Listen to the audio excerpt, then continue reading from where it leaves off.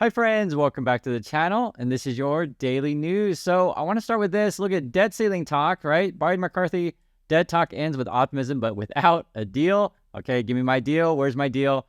They got still a week left. I don't think, honestly, guys, I don't think the panic is there. I know many headlines will try to make you feel like that, but I think they're probably going to come with something. But you never know until they do it. So here's some of the stuff here. It says Republicans want to slash domestic spending over as many years as possible, okay? While Democrats have offered slimmer cuts over a couple of years. Democrats also want to include defense spending limits in any agreement. So this is sort of what's going on here, right? Are we cutting, spending for like, say 10 years, for example, or are we just cutting spending for just a couple of years? Also, too, is the military going to be involved with this, right? Are we cutting back on weapons production or any number of things? So this is sort of what they're sticking on. And here it says as well, that sets up a key tension for hawkish Republicans who want to increase Pentagon budget at the expense of deeper cutbacks in social spending. So, where do you want to spend your money? Do you want to spend your money on social spending, right? So just for example, food stamps, or do you want to spend your money on tanks? That's what they're talking about. So I just want to put it just very simply because, you bring in tax dollars, you figure out where the tax dollars go. Also, too, the headlines keep saying that they're more productive and stuff like that, but still no deal. My understanding as well is also each sort of, either McCarthy or Biden try to be more centrist. I'm saying, in their parties respectively, but Biden is, pushed by, say, people more on the left of him, and McCarthy is pushed more on the right of him. That's sort of how things are portrayed. One thing that was really interesting, and I mentioned the food stamp thing, I guess this is on the table of possibly changing the age requirements of these kind of thing, or basically upping the age. And I looked into this, and I just have a question for you guys. And you can pause the video if you like, but I'll pose this question. Just think about it for a moment here. Which are the top 5 states that take the food stamps? So percentage of people that take the food stamps. Which are the top 5 states? So just be curious what you thought. And I'll just tell you flat out, I wouldn't have guessed it. I just wouldn't have guessed it. So you got your thing. You can write in the comments what it is, but let's take a look at the map itself. So actually the answer is New Mexico is the top state. And you can see it's kind of all over the map, which states take food stamps. Again, this is percentage of people who take Americans that take food stamps, and then kind of the upper Midwest states, people don't tend to do that. But the top 5 is New Mexico. 24.3% of the people take those. So any kind of change in the requirements for this stuff would affect New Mexico a lot, followed by Louisiana, West Virginia, Oklahoma, Oregon, which is my home state, Illinois, Alabama, Massachusetts, Nevada, and North Carolina. But again, it is all over the map. So don't think that this is any particular region. It's all over the map. And one of the things that they were talking about, I think, you can see here, welfare to work rules, other thing I'm thinking about changing. But regarding the SNAP one, that's the one that just caught my eye. It was saying here, while adults claiming SNAP who are age 50 or younger are required to demonstrate that they are in work, Republicans want to increase that age threshold to 56. The CBO says that would result in about 275,000 Americans losing access to benefits. So this is essentially what you got to be looking at is, which constituents are being affected. And that's why I want you guys to show you the states. Because, this is something that would be a sensitive topic for people who are representatives of, say, just for example, in this case, New Mexico, right? You're like, I don't know. I don't know if my constituents like that. And this is sort of when you're negotiating things and going back to the deals where they're saying, okay, Republicans, for example, say, I want more tanks. That affects, say, which states build said tanks or fighter jets or, ships, etc. And this is a real thing. Military, construction is all over the map. For example, you may think, California is like the most crazy liberal state ever, right? But you may not know, but there's a lot of defense contractors in California, really a lot. So these kind of things is the money goes from the government to said companies, and said companies give people jobs, right? And so you may be part of these kind of industries.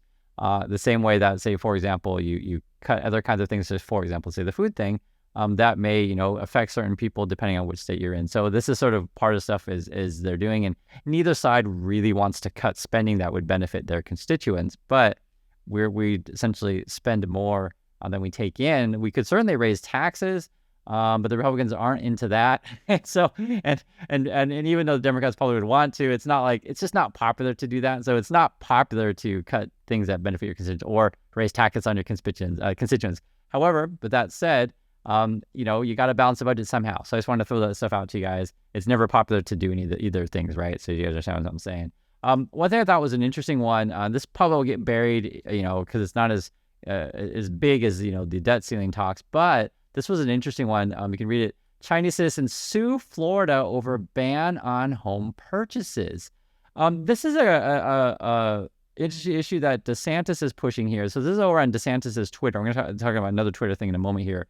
And he's got a gray check mark. And so I had to check that just to make sure. I think gray/silver, I think that means official, because these days, honestly, it's difficult to know what's official on Twitter. And now, according to DeSantis, governor of Florida over there, he's saying, I signed the strongest legislation in the nation to stop the influence of the Chinese Communist Party, and so trying to fight China here, prohibits land purchases by the CCP, blocks access to CCP-linked apps on government and educational institutional servers and devices, and prevent the CCP from influencing our education system. This was just a few days ago, and basically what it was, actually it's a few days ago. Let's see, we're like, what are we, the 24th or 5th right now? And this was back on May 9th. So again, there's a lawsuit against this kind of thing.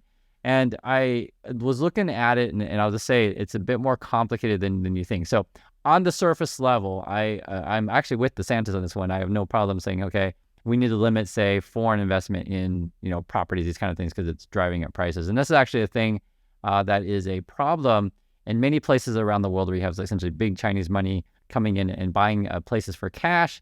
And oftentimes this is how it is. It's either buying a house for your mistress or doing some sort of like, hiding money from that you're stealing it and graft or this kind of stuff over in China. Now, with that said, it doesn't necessarily mean that every single person is involved with that kind of activity.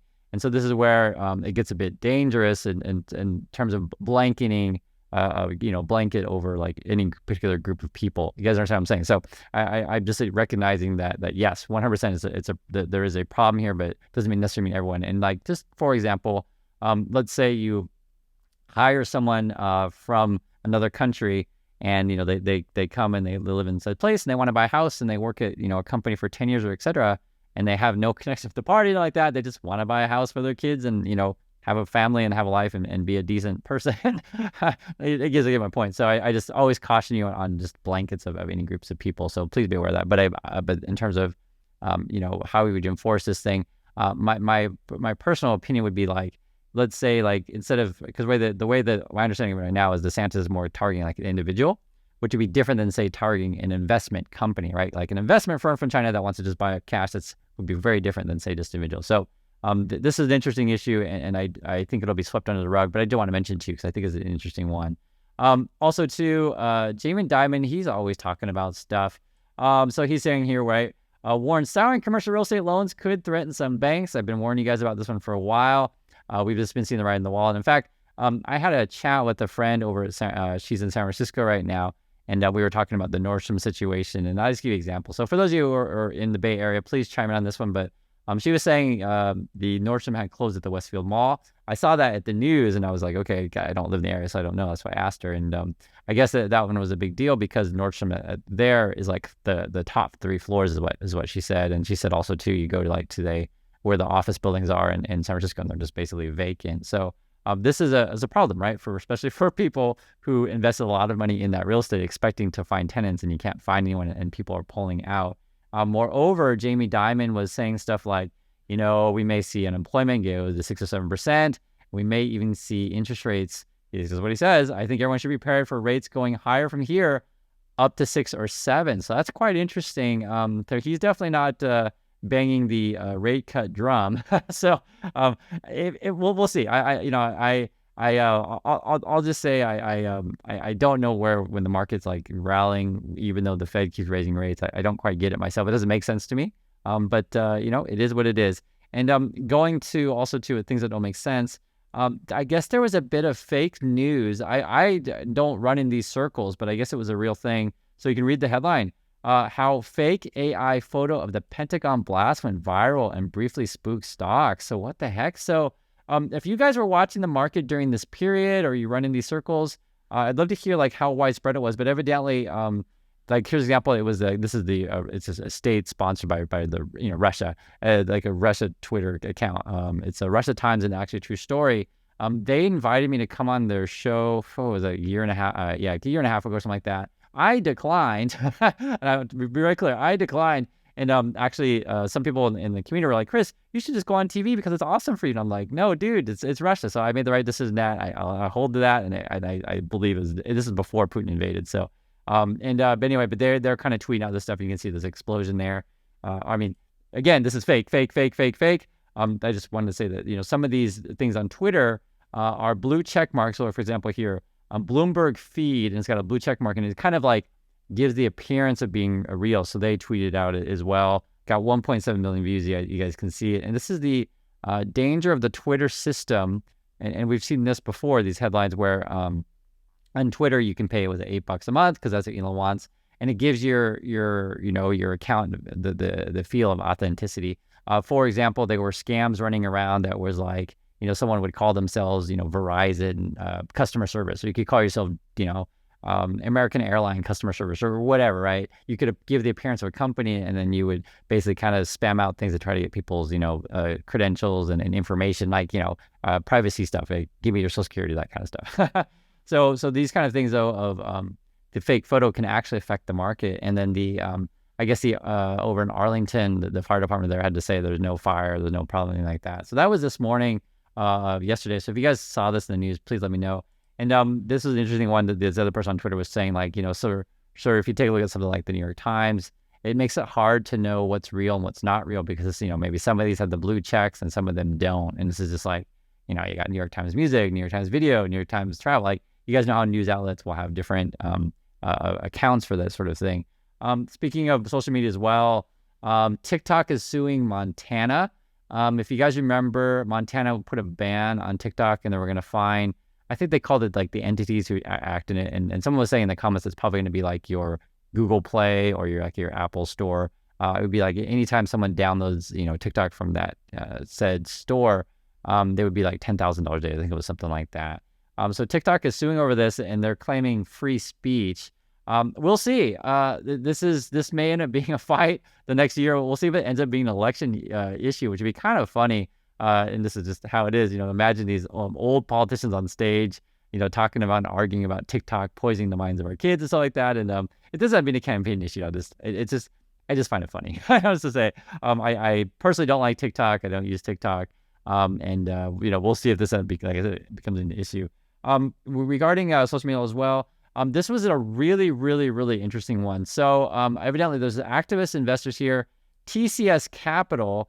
They're buying up Yelp. And the idea here is that there's rumors that, let's say, for example, I don't know, a big company, I won't name one. We'll just use a couple. Let's say Microsoft or Apple or, whatever, Google decides that they want to buy Yelp, for example. The sort of rumors going around is that, maybe we're double from here. It could be a bunch of BS. Yeah. And this is the question I want to pose to you is, would you be into buying Yelp from your point of view? So my point of view as a company, this is Yelp right here. It used to be pretty good, right? My wife and I, we don't work for Google or any stretch of imagination, but we actually tend to use Google reviews these days. And I don't know if Facebook is in this competition. We kind of put Instagram in this sort of realm as well. I'm just talking about when you want to find like a restaurant place to go to, but Instagram's not really a review place per se. Although what's cool is that let's say, for example, hotels, when you go to Instagram and you're looking for a hotel that you want to go to and you see the official photos, but then when you find like regular people photos, that's very, very useful for that. Same with Google photos or Google reviews is good. Yelp has been good as well, but I just my opinion on this one, I'm not a big Yelp user compared to those other two that I just gave you. So I'd be curious if you guys are different, if you're still Yelp and you feel like, Yelp is a big thing. And my understanding as well with Yelp, and this is for any one of these social media stuff at all, you do have to worry about fake stuff, fake reviews, these kind of things, right? And so one thing I always recommend for anyone when you do these kind of things is always, click on the account that wrote the review and try to figure out if that's a real account or not. And you'll get a sense of this stuff. So that's part of dealing with social media or, say in the markets with the whole fake, explosion at Pentagon kind of thing. You got to be careful of the world out there. So anyway, that's the daily news. Hopefully this stuff is interesting for you. Love to hear your thoughts on any one of these headlines, and I'll catch you guys in the next video.